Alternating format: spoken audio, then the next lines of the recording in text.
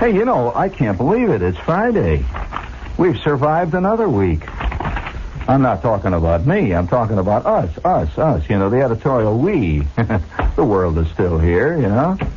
And there's been many predictions that it was spinning in bad orbit there for a while. But, you know, I just think tonight we might as well just let it all hang on. You know, Christmas is coming on. The mad season is approaching rapidly. People are... in fact, I saw the other day, I was in this department store, and, of course, the Christmas shopping madness is already beginning, but it's taken on a new tone these days. I mean, what with inflation and non-inflation and no jobs and all the rest of it, it's taken on some fascinating side issues. For example, I saw a lady the other day standing in this notions department, and she was trying to gift wrap a stapler. Now, I thought, you know, that's a great idea to give a guy for Christmas. Oh, just what I wanted. A thing to staple all the bills together. And, you know, you keep them in control. And I just thought to myself, what fantastic Christmas gifts some people think to give other people. Well, the greatest Christmas gift I ever saw one time arrived in the Army when I was, I was walking around in the Army. And I'm not going to give you the suggestion as a Christmas gift, although if you wish to take it as that, maybe it's not a bad idea.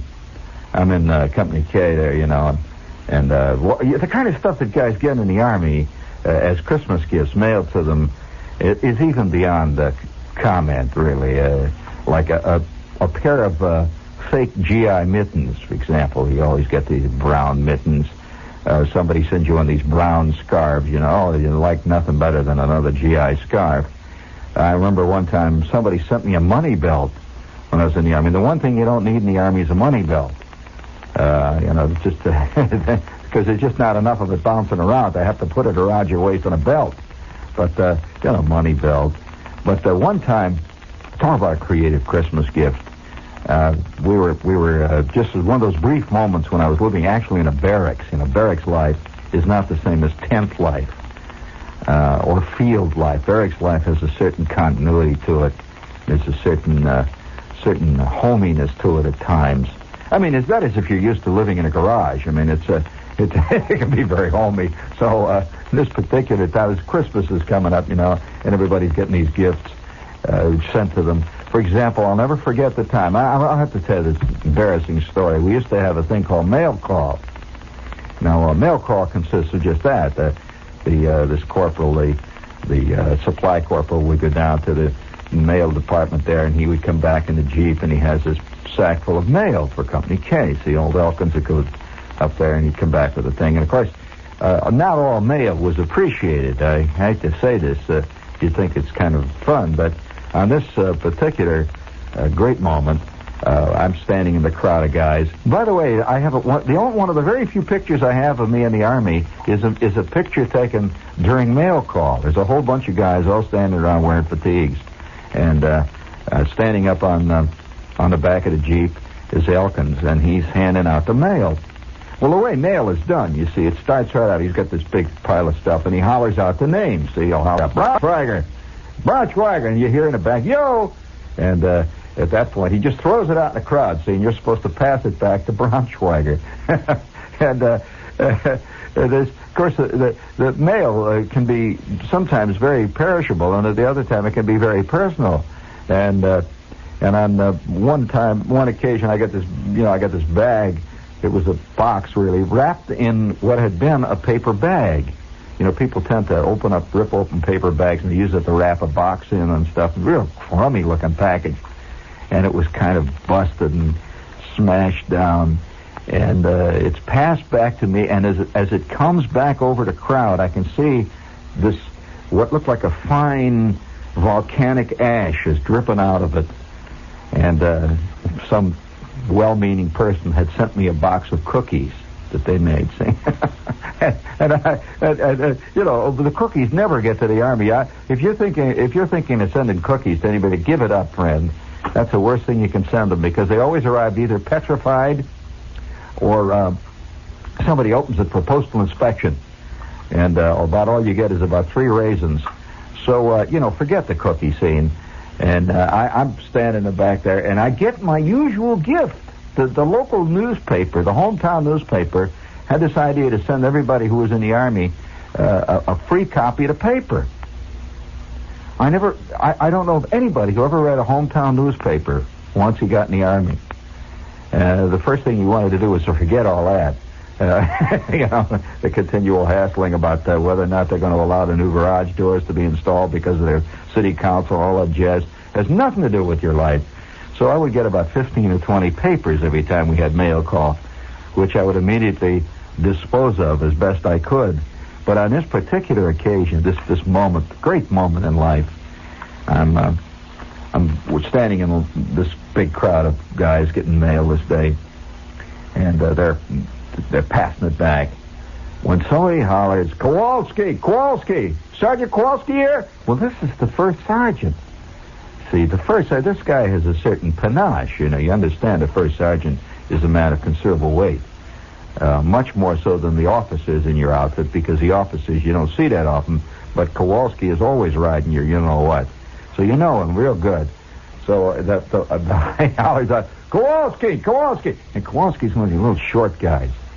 He's a little short, mean guy. He's built a little bit like, I would have to say, a little bit like John Riggins, with overtones of, I would have to say, overtones of a linebacker. He was short, squat, wide, and hard as a rock. And he had these pressed fatigues, which he wore at all times.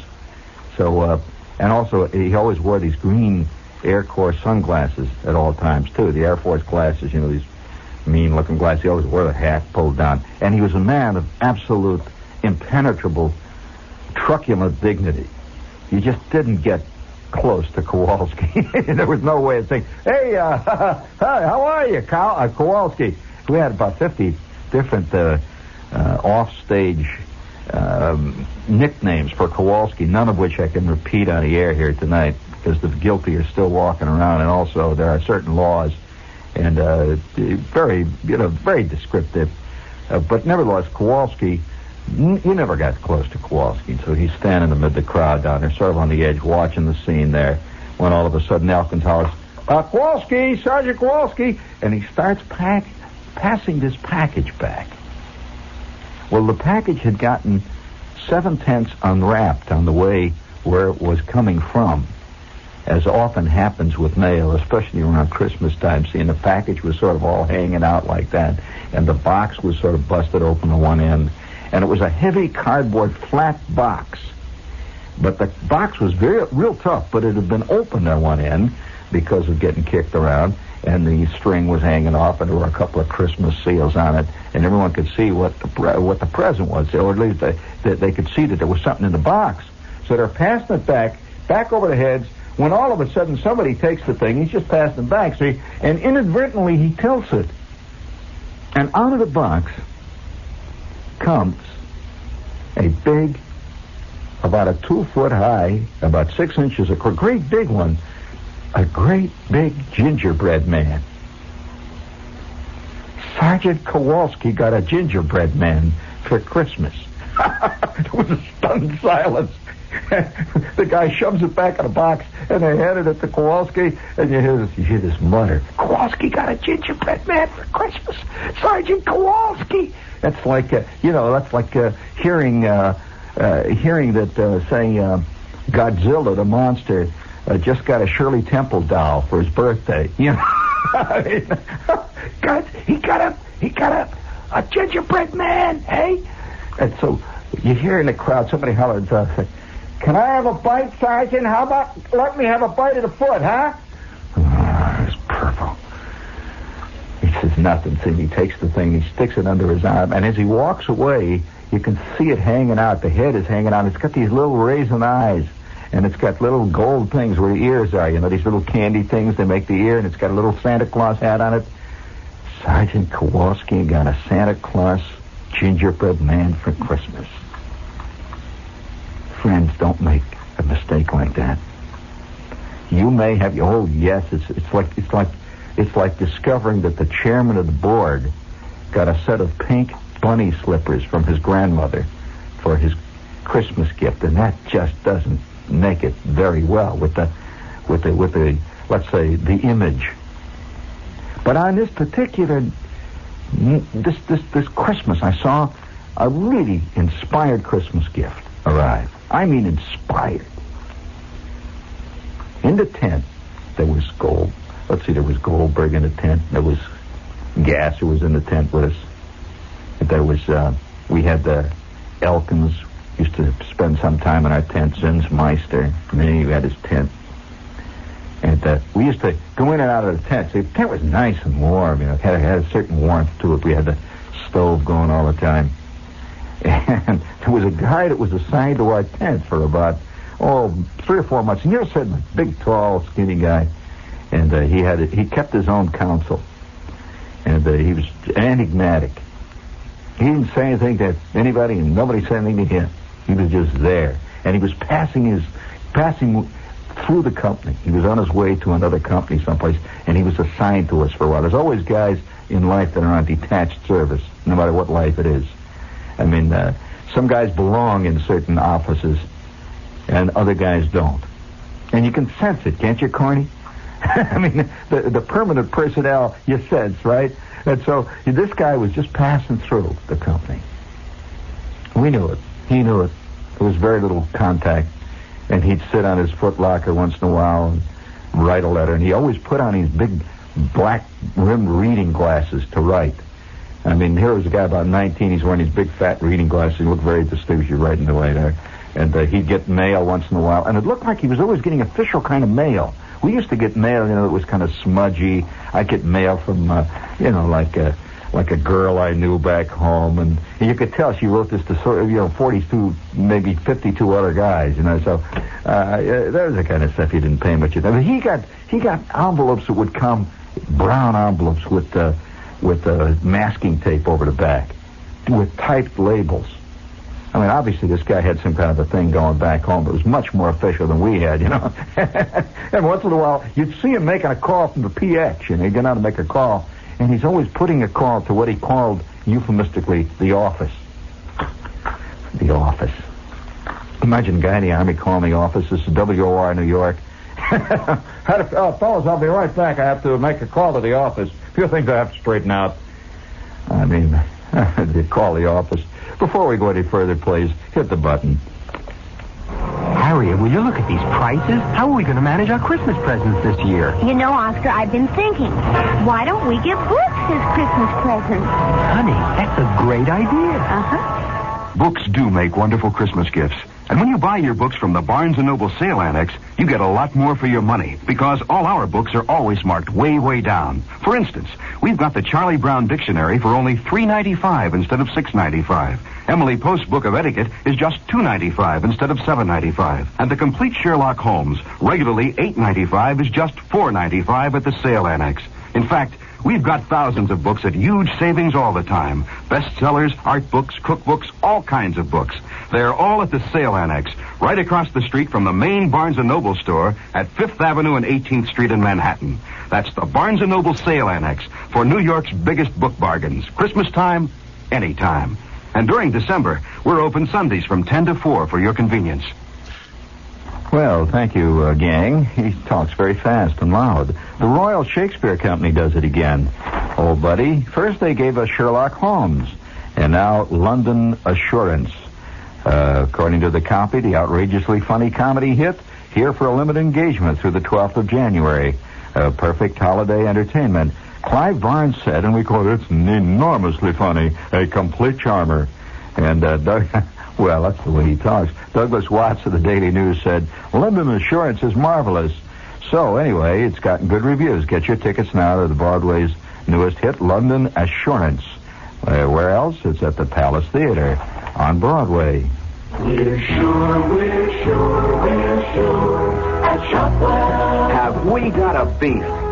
Sure, we've got a beef. Of the tender, tasty, juicy beef Shopwell's so famous for. Shopwell's fantastic quality-fed beef. Sirloin steaks, shells of beef, chuck steak, rib roast, fresh ground beef, even filet mignon. All your favorite cuts, all USDA choice beef, and all priced to help you get more while you spend less at Shopwell. You're going to love Shopwell's beef. Am I sure? You can count on it. Shopwell's unconditional guarantee guarantees it. We're sure, we're sure, we're sure. It's not a standard. Get more of the best when you learn to Shopwell.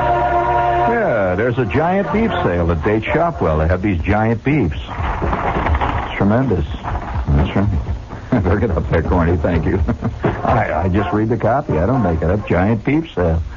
10, 15-foot high beefs. Unbelievable. They have 700-foot horns. Would you please hit it again? The current issue of TV Guide magazine examines the public's fascination with Marilyn Monroe. As a thinly fictionalized play about M.M. comes to television, TV Guide recalls the woman who, 12 years after her death, is still box office dynamite. In the same issue, a look at the television rating services. Can 1,200 households be wrong about what the whole country likes on TV? Maybe. But 800,000 families say they're right. A report on the rating services and how they work. This week, TV Guide's cover story profiles Michael Landon. As the star, writer, director, executive producer, musical consultant, and film editor of Little House on the Prairie, Landon's going full tilt. The reasons why make interesting reading in TV Guide, America's biggest selling magazine. TV Guide, on sale everywhere. My name is Ebenezer Scrooge. Have you got a candy for me? Our name is Schrafft's, and have we got a candy for you?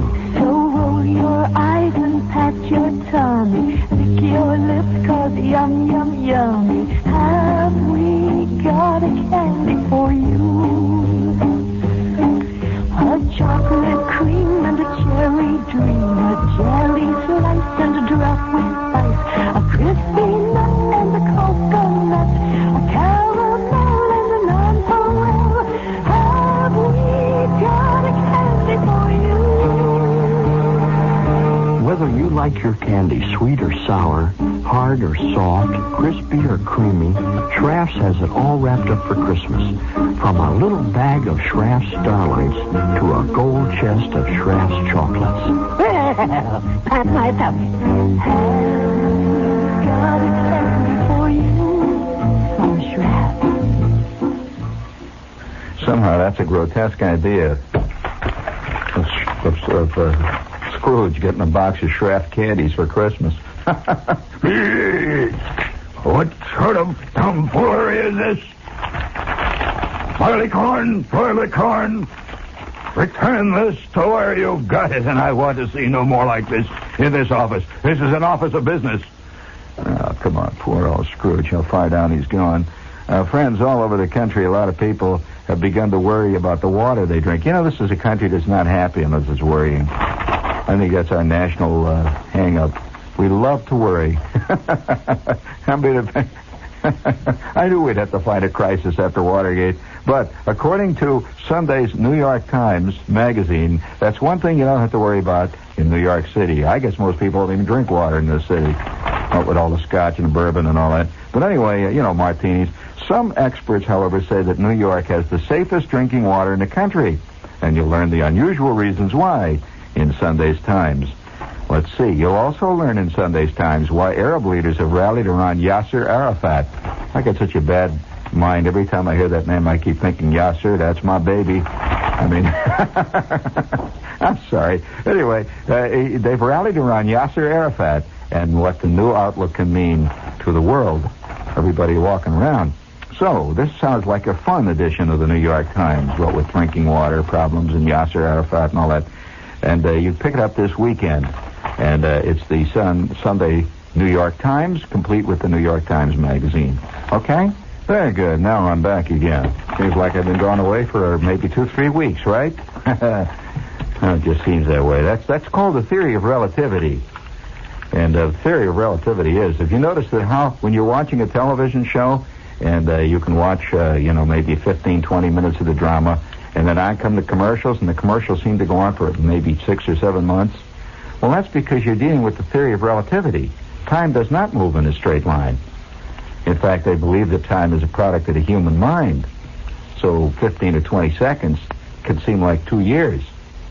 I mean, 2 years can seem like 12 seconds, depending on how it's going, how things are hanging. That's called the theory of relativity. It's kind of good, isn't it? I thought you'd like it. We get a lot of good, big fat laughs over that theory around here. We talk about it. But while this is a serious place. We talk about theories like that at times. Theory of relativity. The other day I got in a fantastic argument with John Scott here in the newsroom over quantum mechanics. And that was kind of a big argument.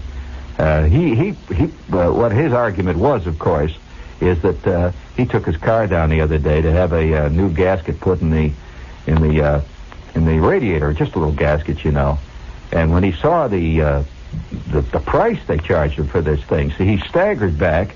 It was worth more than the car. He couldn't believe it. And I pointed out to John, I says, you're really dealing there with what we call a quantum leap. That's a quantum mechanical concept. He got madder than hell. Don't bring up religion to John. There's no way. He thought I was, trying to proselytize for whatever religion he believes that I pursue. He keeps seeing me in this burlap shirt, and he thinks it's a religious robe that I have. So, I don't like to get into those things with people. Every man has his own hang-up, so it's the sandals that I wore to work last week that did it, too. And the fact that I sit in the studio here and burn candles when I do the thing there. Black candles. And, the rumors get out like that. I don't know how they get started. I mean, But, well, I don't make the news. I only report it, friends. I mean, let's face it. I figure that we're only here for a short time anyway. It's a quick trip around. You might as well do it while you're doing it, that's all. There's no way to call it back. That's right. Already a lot of you out there feeling a regret for having missed the brass ring on the first 17 trips around on the merry-go-round because you thought who wants a brass ring? You kept hollering. I'll tell you who wants one. Would you please give me that tape that I gave you in there? Dad, sneak it in there on me, please. Please. Let's salute all those out there who missed the brass ring. Missed it, huh, buddy? All right. And now, tonight, we'd like to salute that old fool. That old fool. Oh, somebody just led you astray, buddy. You missed a big chance. But now don't give up. Because you never know. I say you never know. You never know when you may get a chance to hit the big old jackpot. You gotta be ready. Keep your old knees loose. Be ready to leap when it comes. All together now, let's sing it out.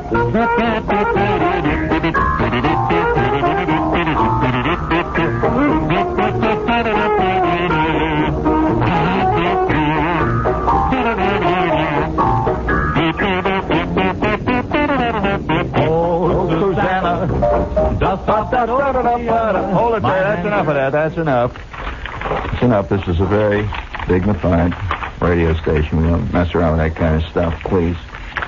Guy standing there with a checkered vest singing about Oh Suzanne. Get out of here, will you? Fool. Knave.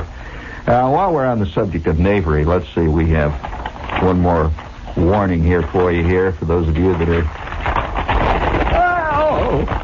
Excuse me. The Royal Shakespeare Company does it again. First they gave us Sherlock Holmes. Very exciting.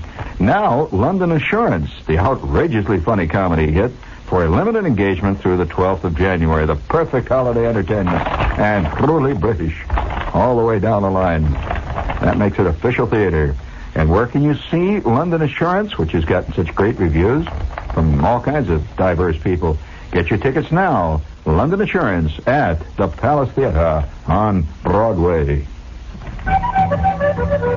This is Tommy Macon. I'm sitting in the John Barleycorn, located at 209 East 45th Street, just off 3rd Avenue.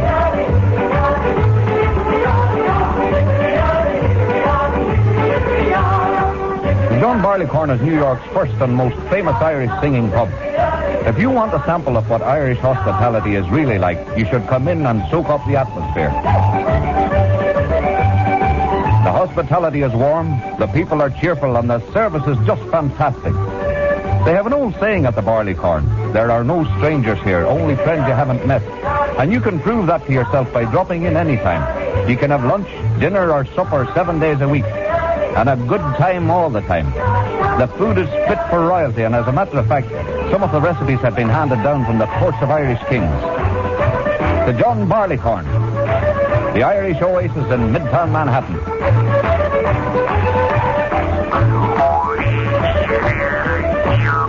Hey, that was good. Can I have the opening of that again? Just the opening of that, please. You'll. There, here we go. No, listen to this. Tommy Makem. I'm watch. sitting in the John Barleycorn, located at 209. Now, wait till they start singing these songs. Just off 3rd Avenue.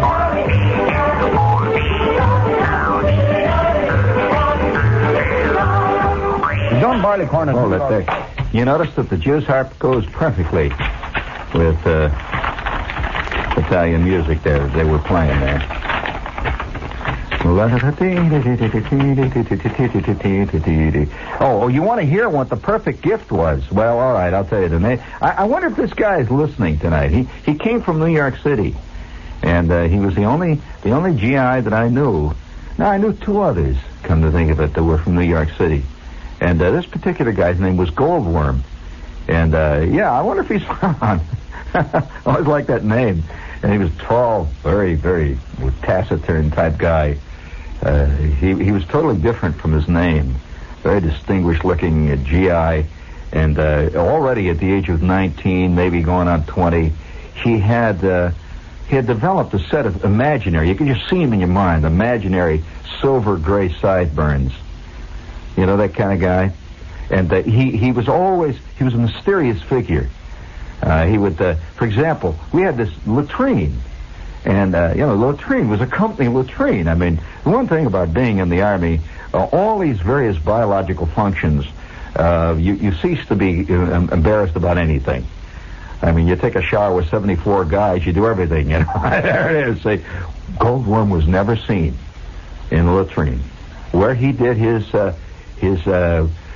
ablutions, no one quite knew. It was just, there was a rumor around that he didn't, you know. He was beyond all that sort of human stuff. Very distinguished guy. Until this particular cataclysmic and exciting event. Okay?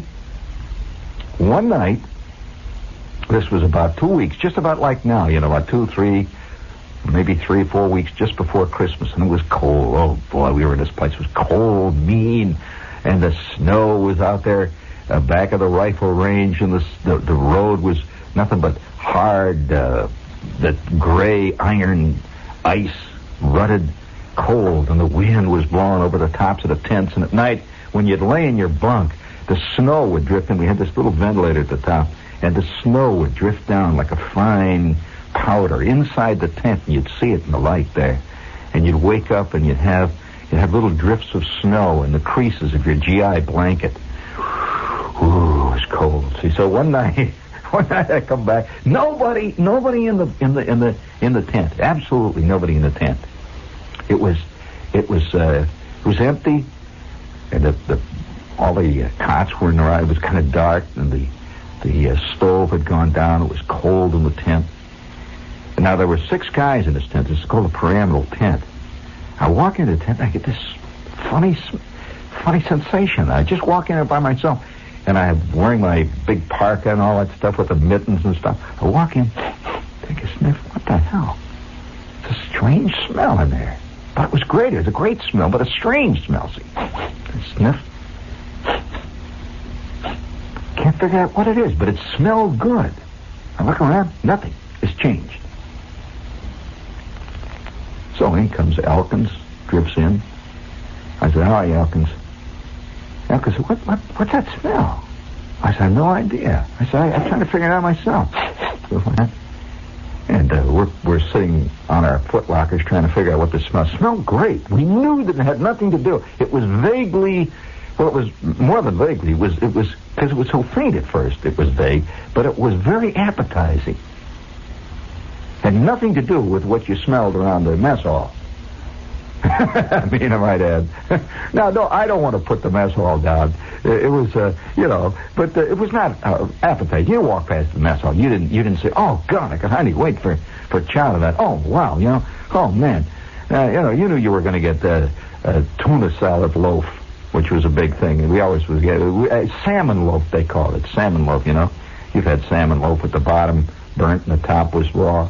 You remember how that was. And also, we used to get these canteen cups full of semi-liquid Jell-O. That was called dessert, which was usually poured over, say, your roll or something like that. It was called dessert. And so, you never were excited. But this was an exciting smell. An exciting smell. Now, it was a smell that was vaguely familiar, but not exactly familiar. Vaguely. What the heck is that? And Elkins keeps sniffing. So I don't know. He says, it smells like something like onions or something. He says, what is this? What is this smell? I said, don't tell me gases. No, it can't be. What is that? In comes Gasser. Gasser, instantly walks in. He says, hey, what's this? Well, who's been eating in here? Because it was absolutely strictly against the rules to have anything to eat in the tents. That was absolutely verboten. You didn't know that about certain armies. No way. Well, that was to prevent bugs from coming in by the million, see, so they had rules about that. But it smelled like something. And one after the other, the guys are drifting in, and finally the whole tent is filled, and sitting over there on his footlocker, quietly saying nothing to anybody, writing a letter, is Goldworm. Well, he's the only one that didn't say anything when he came in. Goldworm didn't say, hey, what's the smell? Nothing. Well, of course, we were used to him not saying anything. Until maybe 3 days later, that remained a vague mystery. And then one night, somebody came back from... We were all on guard duty. In fact, the whole tent was empty except for Goldworm. And somebody came back to the tent and caught Goldworm on flagrante. He was caught in the act. He had an electric iron. You know what an electric iron is? One of these little folding kind. And he had propped this little electric iron up. We had electricity in this tent, you know. He had propped the iron up on a footlocker between a couple of bricks, so the top was the actual hot part of the iron was facing upward. And on that footlocker, he had his canteen. He actually had his mess kit. And he was sitting there with this thing going away, and he was frying his stuff. In came Elkins. See, Elkins caught him red-handed, see. Elkins walked in, and he's frying something in there. And it was an unbelievable smell. And Elkins came running out of the tent, see, and I was down at the other end of the company street. He always, hey, Shepard. I said, yeah, Elkins. He said, I caught him. I says, caught who? He says, Goldworm. Well, at that point, I hear a lot of yelling in the tent. And that night... We really had a night in the tent because Goldworm could no longer hide it. See, one of the things in the Army is that you try to hide the stuff you got from all the other guys. I mean, let's face it, if it turns out you got a pound of cookies, I mean, how long is a pound of cookies going to go in Company K? You know, you're lucky if you get a raisin out of it, you know? So they just, they eat the paper and the box and everything else, see, including the stamps. Well, he had hidden this thing away, and how he did it, I do not know. For about 3 or 4 weeks, he had hid it in his bunk, like under the bunk somewhere, because we had inspections and nobody found it. Goldworm had received for Christmas from somebody back in New York a 5-foot-long kosher salami. I want to tell you, I mean, it was a real one. You know the kind you see hanging in the 7th Avenue deli in the window there? I've never known anybody who actually had one of those big salamis. Now, most everybody gets a little salami, you know, a little pound salami. He had a salami that was 5 feet long, I'll tell you. And he had been sneaking when nobody else was in the tent. He'd been knocking off chunks of the salami and frying it on the oven, on that little iron, see, and eating the salami. And he would sneak bread in from the mess hall, and he was making these fantastic fried salami sandwiches. And here, all the rest of us were living on salmon loaf with the cold beets, you know, and the Jell-O.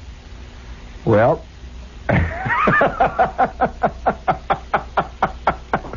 I want to say, from that minute on, Goldworm not only became one of the boys, he became the most sought after of the boys. I mean, Goldworm, and he starts to, well, at that point, when you're caught red-handed and you got a 5-foot salami, you can hardly say, all right, you guys, it's my salami, and the hell with you. You can't do that.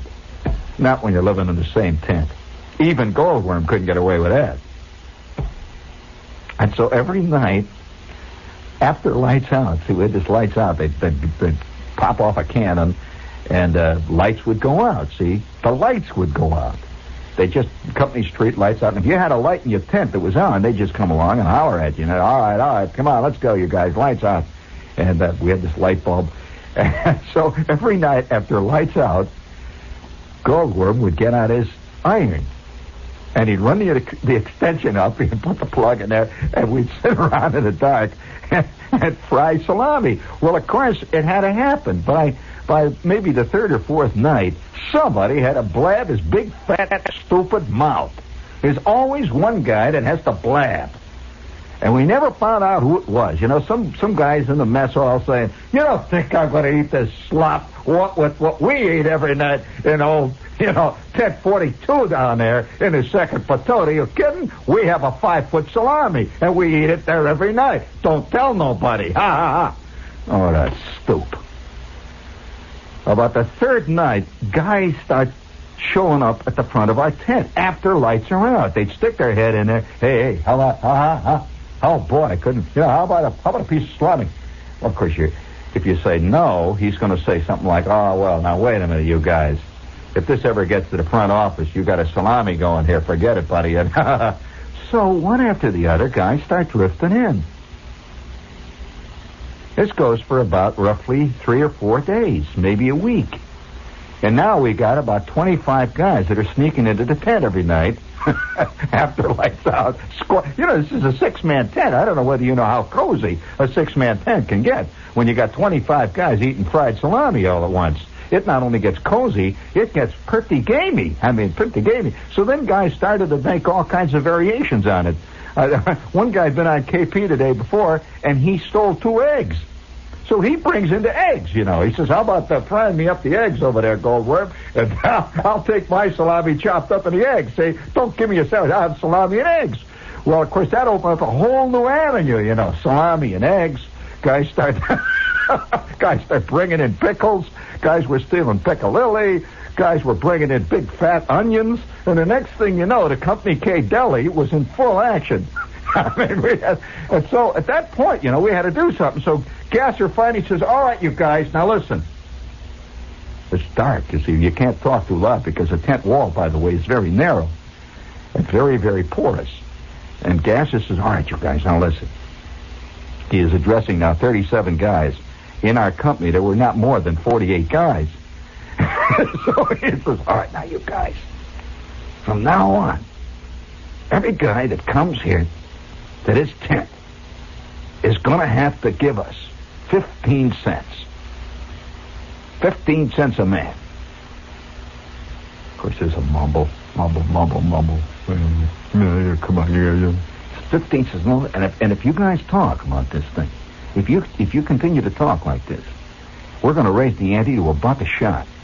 And every night, it's going to be $30 from this whole crowd. Well, this went for about 3 days until one night we're all sitting around, and we're making money now. And Goldworm is selling the salami. We got a pile of dough, and we're raising money. We're going to buy Cokes and everything else. And one night, it finally happened. It had to happen. I will tell you in just a moment. Well, I want to tell you, I never heard such a great Christmas gift in my life as a 5-foot-long kosher salami. I had never had kosher salami up to that point. And from the minute I tasted kosher salami, the soft kind of really, I realized that I was sipping at the mother lode spring of true gustatorial ecstasy. Until that night. The tent flap whipped open, and there, sticking his head in the tent, is Kowalski. All right, you guys. All right, sit, freeze, all of you guys. Who the hell's frying the salami in here? Who's frying the salami. We're all sitting there with salami all over our traps. You know, there's 34 guys trapped with the salami. Talk about cool. Old Kowalski says, hand it over. Come on. Hand it over. We passed what was left of the salami from hand to hand. I'd say there was about 1.5 feet left at that point, and that's a lot of salami. We just passed it hand to hand, each lovingly grasping the salami for one brief instant, because we knew that we had had the last salami that we was ever going to have, that we was ever going to see in company candy. We just passed it from hand to hand, and each one shed a silent tear. And then Kowalski says, all right, you guys, at ease. And away he went. And for maybe a month, we could smell salami frying outside the company clerk's office every night. But we never got close to it. This is WOR New York. Oh, no. This is WBAI New York, where it's, 6 o'clock. Time for me to get out of here and make way